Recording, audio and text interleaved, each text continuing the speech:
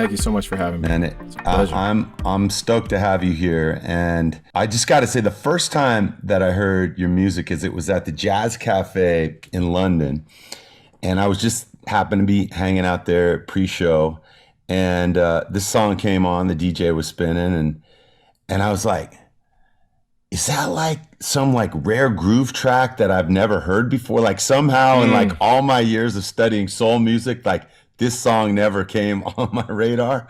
And it was I Need a Dollar, and I went up and I asked the DJ, and they go, no, this is like something brand new, and it just had captured this sound of timelessness that you don't hear in records very much these days, both in the instrumentation, the musicality, the production, but especially in your voice and the authenticity and just the delivery. The way that you tell stories through music is so it's like so inviting, like the way that your voice sounds. And so I'm just honored to have you this week and to learn more about you. Right on. And so I want to know more about just you. Like, where did you grow up, and what was the household like that you grew up in? Yeah, for sure. I grew up in Southern California, specifically Laguna Hills, which is a suburb in Orange County, about an hour south of downtown LA. Very, very relaxed, just kind of sleepy town. My dad was in the Marine Corps, so we lived near the Marine Corps base, the El Toro Marine Base, Tustin Base, and then eventually he started working in Camp Pendleton, and that's why we were in that particular area. But also because my mom wanted to have us in the best school district that she could find nearest where my dad was working and where she was working. And when you're in kind of a cultural vacuum like that, there's not a whole lot that's popping in those kind of suburban towns back then. But for me and the few friends that I had that were into hip hop, we really clung tightly to any morsel of hip hop culture that was coming through the airwaves and coming from the television. And eventually, when we got our driver's licenses, we'd be up in LA every weekend, sometimes on weeknights, just to be in culture, and then bring it back down to Orange County and find our own little spots to rap and make beats and share graffiti and b-boy or freestyle dance.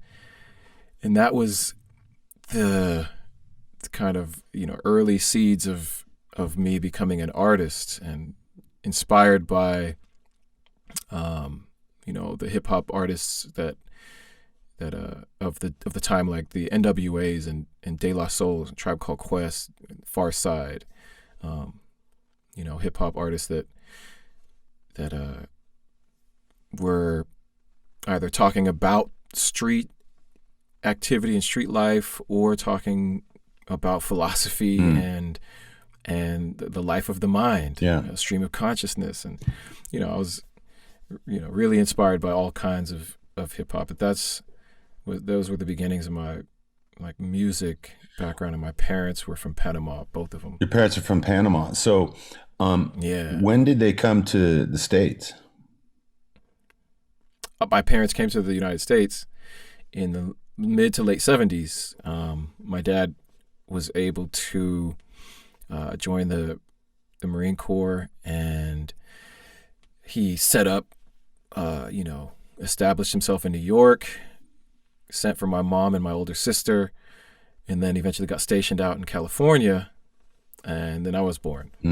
And so it was, growing up listening to my parents' music at first, right? So the music they came with was everything from the Caribbean and from Central America, and so a lot of soca and reggae, salsa, calypso, cumbia, merengue, all of those kinds of ethnic sounds. And then my parents also loved R&B and soul music, so Smokey Robinson, Al Green, Barry White, James Brown, all the colors. Yeah.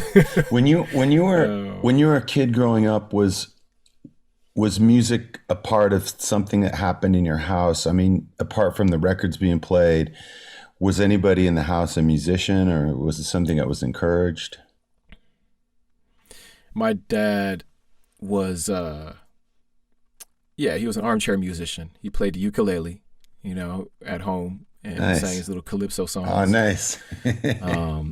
And then he bought a piano for the house, and he would play his church songs on the piano. Hmm. And then he brought a guitar. Um, Maybe hopeful that I would pick it up and learn it. So I took when I went to college, I grabbed the guitar and took a semester and learned a little bit, learned a few chords so I could play, and write songs to it. Nice. What did your mom do? My mom, aside from raised the family when my dad was away on tour, like he would be a military tour, so it's not like a music tour. He's in, Okinawa or Kuwait or wherever he is around the world, and my mom would be holding the fort down with a full-time job, though. She was a judicial assistant. She worked at the courthouse, um, you know, assisting in the judicial process. So for folks who were non-felony kind of misdemeanors, she would be assigning them their punishment, so to speak, whether it was a fine or probation time or community service or jail time. She was sort of a judge, Yeah. in that sense. When you were a kid growing up in, Laguna Hills, Orange County is a unique kind of place, and Camp Pendleton is a whole other place, and military life is another place. What is that like? That just being, being from an immigrant family, being a military family, and then being in Orange County. I look back at it now and think it's a blessing. I was able to learn so many cultures, right? Military life is a culture. Yeah. Suburban Orange County is a culture. And then by way of hip hop, understanding street culture in LA, and having access to all of these registers, dialogues and languages, I think really shaped me in a major way, and it gave me the ability to float and navigate a lot of different environments, and walk into any room and kind of be able to communicate and understand folks as well.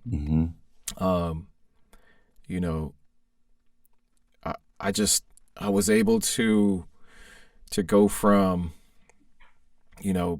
hanging with, like Latinos in Santa Ana, and then hanging with African Americans up in mid city in LA, and then come back and hang out with all my white friends in Orange County and like get along. Yeah.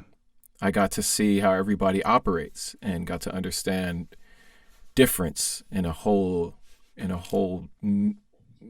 unique way, in a very unique way. Yeah. Yeah. And then also I got to understand how much of the same we are in a very unique way as well. One of the things that I think of when I think of your music, when I think of your activism, is nuance. That's the word that comes to mind for me. It's like you have a way of framing things that is very universal and is giving honor or homage to different people's experiences, but at the same time is on the side of justice and of people having equity, and I love that about you, and I hear it in I don't want to, I hate to use the word diversity, but I hear it in the way that your music is cross generational and intersects Mm-hmm. so many different places in music that it's easy for people to of any experience to grasp onto it, you know. And talk to me about that. I mean, like I hear the flavors of hip hop, I hear the flavors of soul, I hear acoustic guitar elements in there of folk music, of traditional music. Um, and I hear, you know, you've had one of the biggest pop songs of the millennium so far, you know. Mm. And so talk to me about just that intersectionality and how the way that you grew up has informed, you know, all those ways you bring, you know, your music, your activism, your voice of what your Yeah. mission to the world. Yeah, it's wild. Intersectionality is important because I cross through so many environments and groups of people. And I want to be sure that my music is not alienating anyone. And I Mm-hmm. know as an artist, you shouldn't pander, but I don't feel like what I do is in any way ingratiating. What I'm really trying to do is create music that is speaking to human experience Mm-hmm. from my viewpoint. Mm-hmm. Um, and you know, I think I figured out early on like I didn't want to genderize my music. Mm. Um, and so unless I'm telling a very specific story, um, I just was like, I'll keep it open. I don't know what led me to that, but I just felt like that's the way I should I should do I should write my lyric and do my song. Um, in terms of the soundscape and the sonic landscape of the music, I wanted to introduce to people who may not know and remind people who do know, like, okay, sonic fidelity of hip hop, this is where I come from. So I want to, share that kick drum and bass and then the snare and hi-hat and syncopation that I remember from hip hop. But I also love, salsa music. So you might get a montuno rhythm in the keys somewhere or somewhere buried with a clave that it's just there for me. You know what I'm saying? Mm-hmm. Because I want it there, but also for the folks who probably would be like, oh, there's something about this track that I really like it. Well, you probably didn't. You probably subconsciously I'm putting all these little pieces in there, and then, um, you know, as a hip hop cat growing up, I was listening to a lot of singer-songwriters Mm. and sampling from their work, but not just sampling the music, like sampling how they put words together. Mm. And it touched me. It really touched me. And so I wanted to be able to use words in a way that could touch people like that. And and so kind of the folk singer in me used all of my ability to rhyme anything from hip hop Mm-hmm.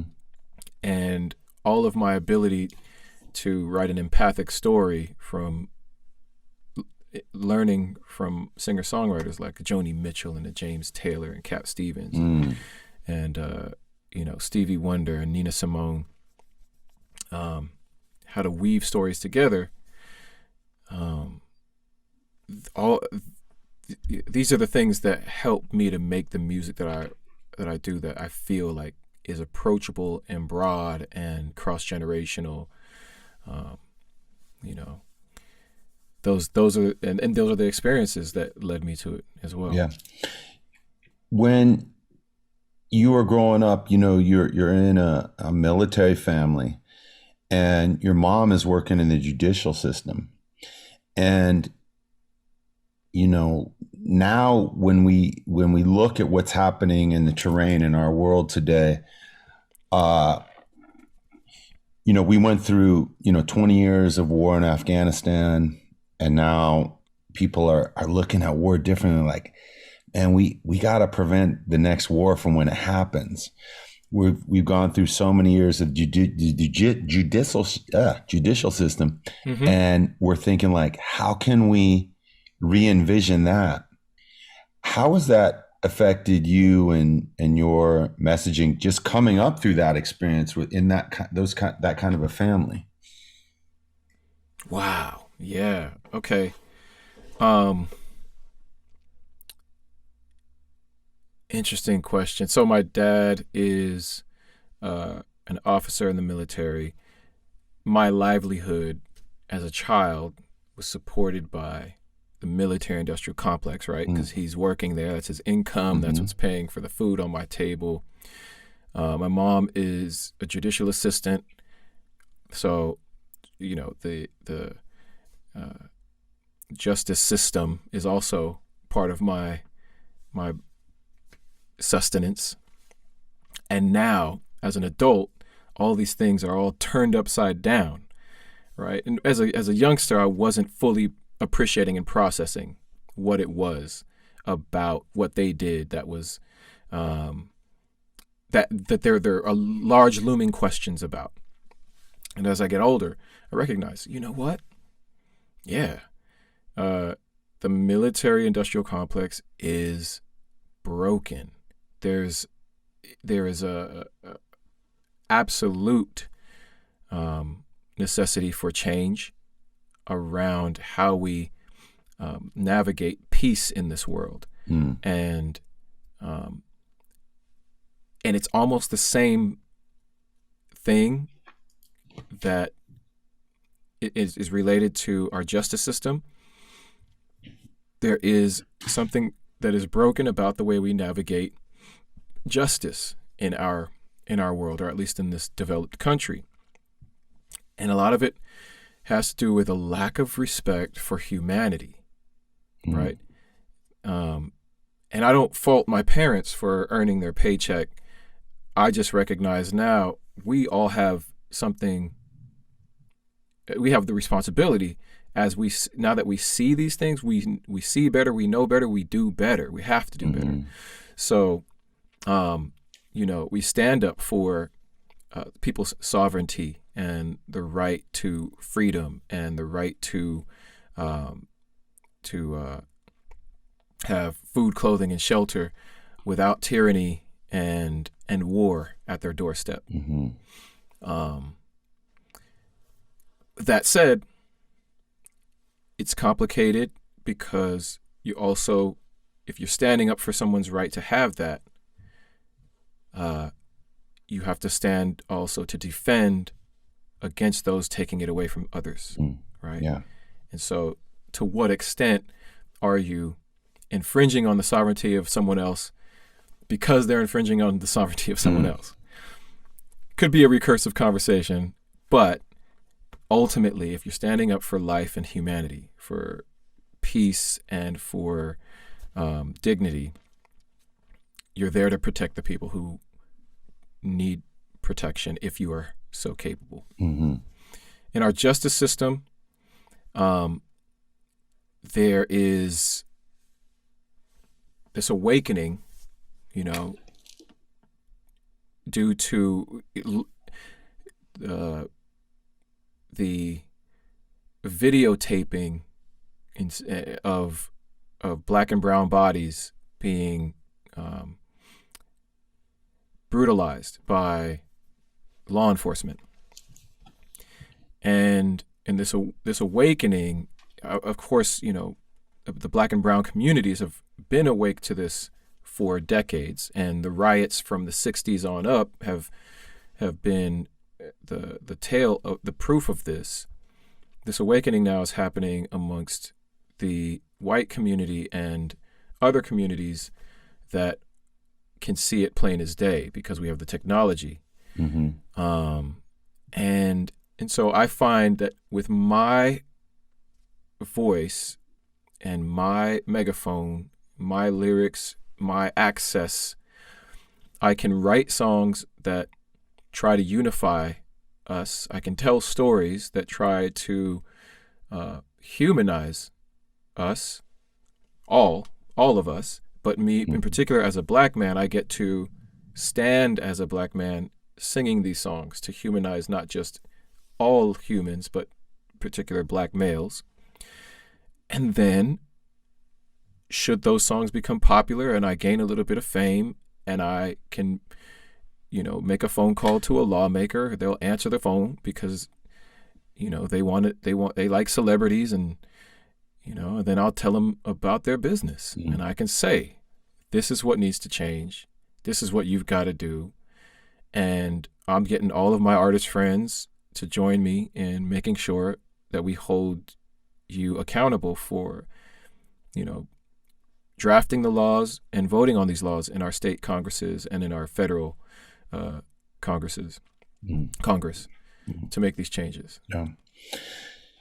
It's really powerful. And like I said, the work that you do is so nuanced, and I just want to commend you on that, because you are really, striking that balance. And I feel like you are bringing music to people that is about values, and it's about humanity, and it's about seeing the other, not as an enemy, but as just somebody who's unique. And I love that about you. And at the same time, you make music that just makes people dance, And I want to jump up to "Wake Me Up" just for a moment, because people who might be listening to this might not know that was you, and Avicii working together on that song, which is, I don't know if it's the most streamed song in the world, but it's got to be one of them. It's up there. And tell me about how that collaboration came to be, and then I want to do a little deep dive on how you got started. But I think it's interesting for people just to know, like, when you came to like worldwide, recognition. Sure. Avicii, rest his soul, he was familiar with my hit "I Need a Dollar," and he loved soul music. One of his biggest songs was also sampling a soul artist, a song that he had called "Levels." And he was looking for someone who could do something like Marvin Gaye. So he had contacted me, and we got in the studio, and he had a song that was already written that I recorded with him, but he ended up not releasing that one. We got in the studio a second time, and I brought these lyrics for "Wake Me Up," and we were working with Mike Einziger, who is a guitarist and also an artist in a band called Incubus. And Mike was playing this chord progression when I walked in the studio, and I brought these lyrics in, and I sang on this chord progression. I just made up the melody to the words that I had as he was playing, and it felt good. So we recorded that, and Avicii took it and mixed it into a dance song. Now, it's not my genre. I don't know what's going to happen in the dance world. I just know that with a guitar and a voice, what we did sounded great. It sounded like it was a solid, song, and something that I was proud of and that we were proud of in the room. That's important, just doing work in that room that everybody can stand behind and say, yeah, I did this. Come hell or high water, whether the label pushes it or nobody hears it, at least we did something great in this room tonight. But yeah, Avicii put it out. Actually, we debuted it on stage live at Ultra Music Festival, and we had very, very, very polarized responses. We had people booing while I was on stage singing, and Mike was playing guitar, and it was strange because Avicii was a headliner, and so for a headliner to have anyone booing was strange. But it proved positive, because what was happening was he was breaking people's concepts of what was possible in his genre. Yeah. And ultimately the world fell in love with it. He took the biggest genre at the time, where it wasn't the biggest genre yet, not until that song came. Then it became, then it peaked out for that moment. And then honest lyrics, and a good song. And you put you put that together. It's winning. It's a winning combination. Can you talk me through the lyrics a little bit? Because, people hear that song and it means whatever it does to them in that moment. Mm-hmm. And so many people have had, incredible moments of elation, sadness, letting go, release to that song. I've never heard you do it acoustically, but if you could just say or sing a bit of the words and then talk through them, where do they come from? Yeah, the beginning is feeling my way through the darkness, guided by a beating heart. I can't tell where the journey will end, but I know where to start. Oh, that is the song for me is a song about hope and a song about nostalgia. Mm. So the hope in the song is feeling confident enough to dream and dare to dream big enough that your dreams will come true. Mm. And just, follow your heart, follow your dreams is what I'm saying, really. We don't really know what's beyond us in the future. But if you follow your heart, you cannot be led astray. You won't be led wrong. Right? And so, for the first lyric to say, feeling my way through the darkness, guided by a beating heart, and the last lyric in the song to say, life's a game made for everyone and love is the prize, right? It's kind of bookending the concept of love and heart. And everything in between is about the dream, is about following what you believe is your passion, your dream, having hope for the future.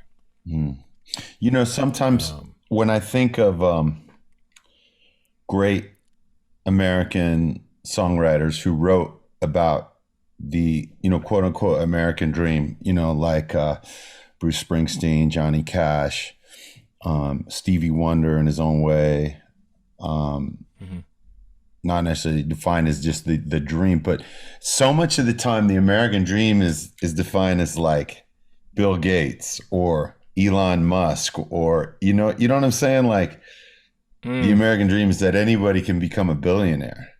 But I really think of it as that anybody can be themselves, anybody can find happiness, anyone can build a family, anyone can find joy, and that it doesn't have to be this,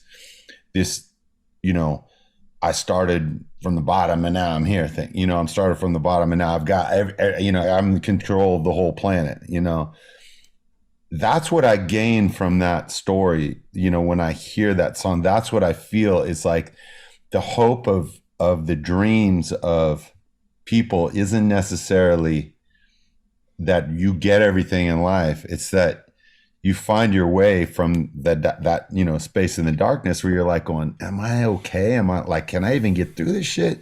Into finding like a moment of light. And then you go back to the dark again, and you got to find that light again,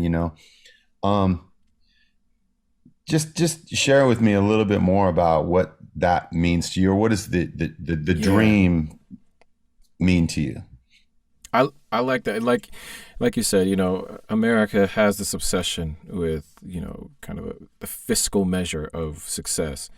And I wanted to make a point, and I try to make a point in my career, but life's a game made for everyone and love is the prize is, for me, the strong way to put it. Love is the prize. Self-love and then love for the people around you. You achieve that and you're richer than anyone else, because with love you're going to be supported and people will make sure that you have shelter over your head, clothing on your back, food in your mouth. You're never going to be poor a day in your life with that kind of love. It doesn't matter. Money doesn't matter at that point. My parents, again, they come from Panama. I've been back there. I've seen how they grew up, and love sustained them because they did not have a whole lot of anything. And I know that they've enjoyed their lives, And I see the value of life ultimately is in, I say the dream is the dream. What does that mean? It's the journey, not so much the destination. Yes, there's no journey without the destination, so to speak. But the journey is where it all is. That's where the joy is. That's where life happens, right? And so if you keep dreaming and keep pushing for the dream, but you're letting your heart be the guide, it's going to serve you well. And it's not just going to serve you, it serves humanity. Yeah. This is where, I think, in a capitalistic society, money doesn't, and the quest for money does not appreciate humanity in that sense. There's got to be a different measure. It would be awesome if all the corporate heads just got together and were like, okay, let's press pause for a couple of days. Let's realign. We're still going to compete. Our favorite game is money. We're going to play that game. But let's just make sure before we go back and compete, let's all break off a chunk just to all the other people in the world who need adequate shelter, housing, and adequate clothing and education, adequate health care and nutrition. Let's just make sure they're set, because then we could press start again and go back to our little game over here. But I always feel like, that American dream, it really is about the journey. It's not about making, a million or $1 billion. It's the journey to finding yourself, the journey to finding, your relationship, the more so the center of the relationship with others.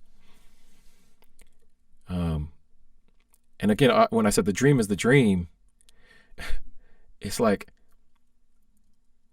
I have more fun dreaming about my goals and like making my way toward them than once I get there, it's like, oh, that's it? Yeah. Okay. Well, you spend all this time. Next one then.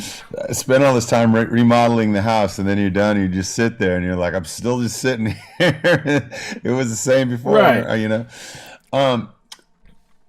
want to talk to you. Speaking of just those moments and those morsels of life, how has becoming a father affected you, changed you? What are the discoveries that you've had? And I know it's played a role in your latest record. So let's talk about that a little bit.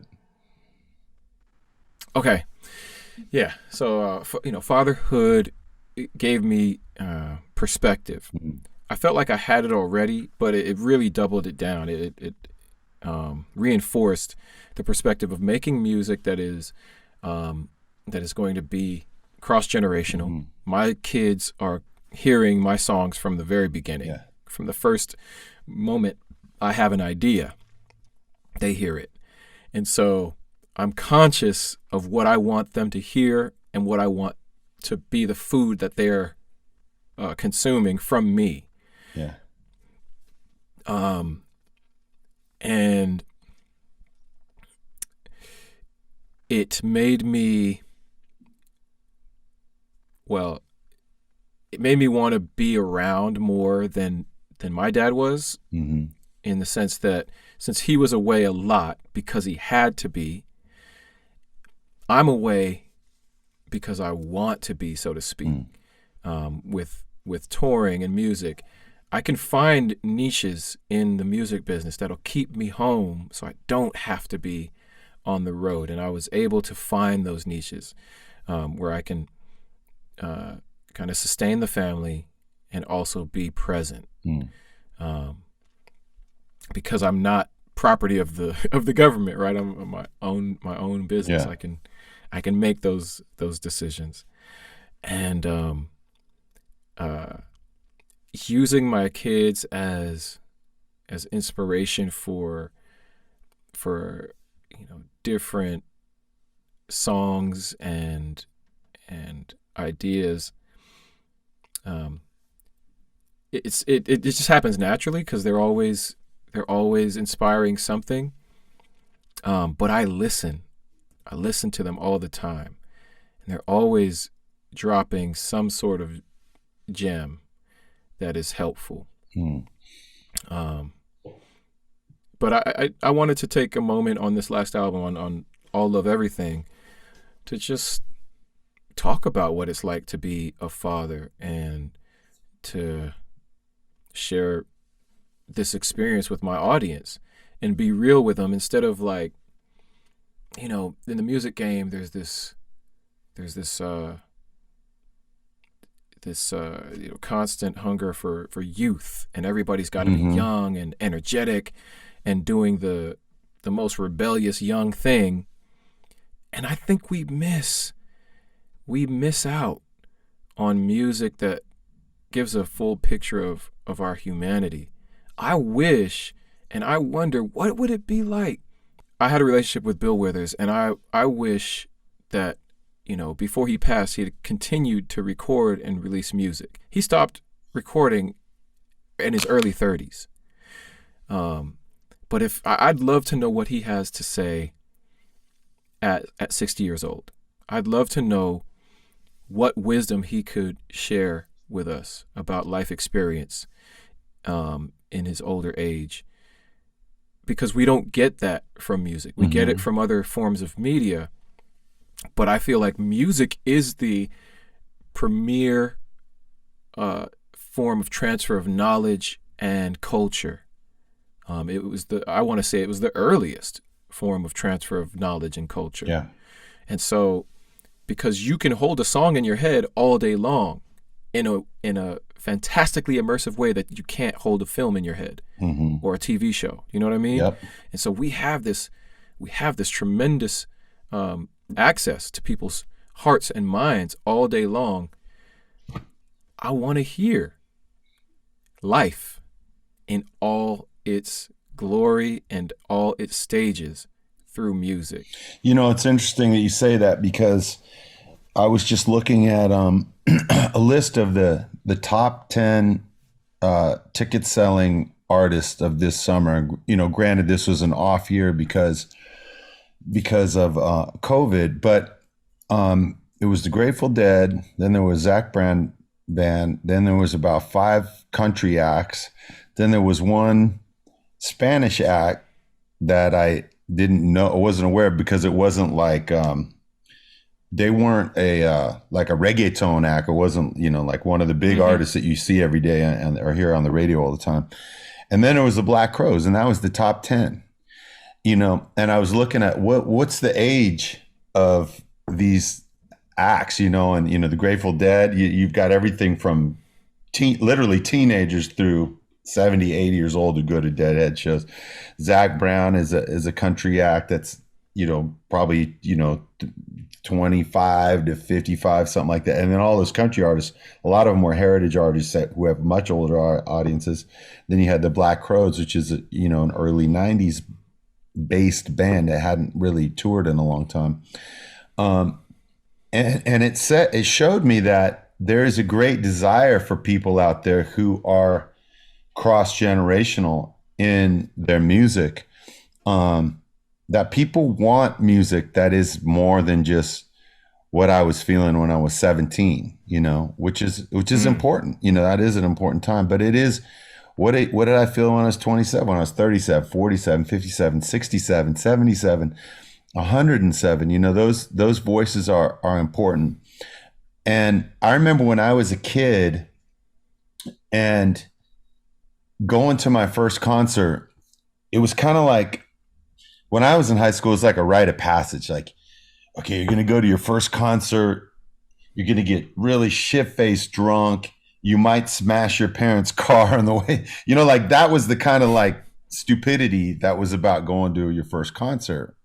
Now I see it being different, and I hope, and something I've tried to really foster with my audience is like, bring your kids. Like kids, 2, 3-year-old kids should be at concerts. They should be there dancing with their parents when they're 15, 16. When they're 27, they should be, there with their partners in life. Then when they're a little older or whatever, they should be bringing their kids. They should be bringing their grandparents. Like music should be something that we all celebrate together, and live music especially should be an experience that's available for everybody to be at, and that it doesn't just have to be a this this experience of taking drugs on one summer of the or one weekend of the summer of the year, which I don't have anything against, by the way, but I think there's so much more to it than that. And as a parent, I really want my kids to know that music is a safe place, that music is a place to go and learn, to express yourself, to let go, and to be you, and to find a community of people who are similar and have similar tastes and enjoy a similar music. As a parent, like growing up now, it's very different. Like I was just listening to the guy who runs Instagram this morning, talking about how they're trying to come up with an Instagram for kids, and they put the brakes on it. And I have a 3-year-old. I have 2 sons who are grown and out of the house, but I also have a 3-year-old. And I'm like, do I want my kid infinitely scrolling through other kids' profiles at age 8, 9, 10 years old? Like, I'd love to hear from you how, as a parent, you think about raising kids in this age of social media. And I'm glad that I grew up when there was no social media, and I am also going to raise my kids as though there's no social media. My concept is that kids need to be in their bodies and in the world, exploring physicality and society and gravity. And they need to have real consequence, right? And so to me, there's no reason for kids to be engaging on social media at too young of an age. I'd say even before high school, and I would even venture to say through high school, like kind of limit it, just because their brains aren't even solid yet. Their brains don't even fully become they don't become fully rational until about 25 anyway. So my goal is to limit the media for my kids, and just give them as many other opportunities to be whole humans before they start to measure themselves against this impossible score chart called the internet. Because it's a lot. It's too much, and the internet has so much information, and not all of it is relevant to them. And you can't control ultimately how they're going to process that information before they're even sentient enough to process that information. I don't want it to be part of their development if they aren't capable of using, I don't want them to be using a certain information as scaffolding that shouldn't be there in their development. Yeah. I feel you on that. Absolutely. Yeah. We should write a book, you and I, on how to raise IRL kids in the internet world. That's a real topic right there. Yeah. We were lucky. My wife and I have some beautiful friends in Germany, in Berlin, who had their daughter is 1 year older than our daughter, So we kind of got to see how they were doing things, and they had enlisted their daughter in the Waldorf pedagogy. And Waldorf is, kind of like,